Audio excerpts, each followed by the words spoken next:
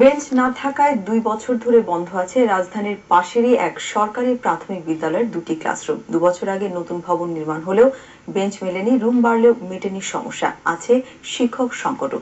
সঞ্জয় চাকির report. Keraniganj উপজেলার বটতলী সরকারি প্রাথমিক বিদ্যালয়ের শুরু ঢাকা বিশ্ববিদ্যালয়ের প্রতিষ্ঠার পরের বছর। পুরনো ভবনে শিক্ষার্থীদের জায়গা হতো না বলে 2 বছর আগে সাইক্লোন সেন্টারের আদলে দোতলা ভবন নির্মাণ করে দিয়েছে সরকার। পরে নিচের তলাও দেয়াল দিয়ে ব্যবহার হচ্ছে ক্লাসরুম হিসাবে। তবে এরপর থেকেই আর কাজে লাগছে না আগের ভবনের 2 কক্ষ। এই কক্ষটি এখনো ব্যবহারের উপযোগী আছে, কিন্তু বেঞ্চ সংকটের কারণে এই কক্ষ ব্যবহার করা যাচ্ছে না।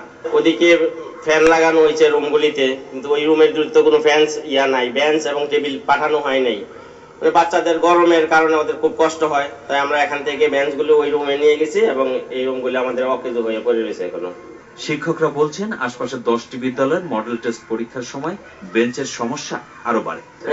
অনেকবার চেষ্টা করেছে, দরখাস্ত দেওয়া হয়েছে উপজেলাতে, কিন্তু বলতেছে পাবেন এই আশ্বাসই দিয়ে দিতেছে, কিন্তু 2 বছর হয়েছে আজও পর্যন্ত কোনো বেঞ্চের কোনো সন্ধান পাওয়া যাইতেছে না। বর্তমানে 350 বালিকা আর 100 বালক নিয়ে চলছে এই মডেল বিদ্যালয়।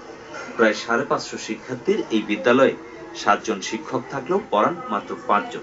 আমার শ্রেণীর তুলনায় আমার শিক্ষক নেই, আমার আরো শিক্ষকের দরকার। আরো শিক্ষক হলে বাচ্চাগুলির বিভিন্ন বিনোদন আছে, যেমন বিভিন্ন রকমের আরো কিছু করা দরকার, অথচ আমি শিক্ষকের ভাবে করতে পারতেছি না। বর্ষা মৌসুমে এদের নিয়ে আমাদের একটু ঝামেলায় পড়তে হয়, এটা যে এরা চারদিকে পানি উঠে যায়, নিয়মিত স্কুলে আসতে পারে না। যেমন আমাদের ক্যাসমেন্টের বাইরে থেকেও কিছু স্টুডেন্ট আসে, এদের নিয়ে বেশি এটা হয় যে এরা ঠিকভাবে আসতে পারে না। রাজধানীর খুব কাছে হলেও ভাঙাচোরা রাস্তা আর যোগাযোগ ব্যবস্থা ভালো না হয় স্কুলে যেতে ভোগান্তি পোহাতে হয় ছাত্রছাত্রীদের। সঞ্জয় চাকি, চ্যানেল আই, কেরানীগঞ্জ, ঢাকা। প্রিয় দর্শক, এবারে শাহজালাল ইসলাম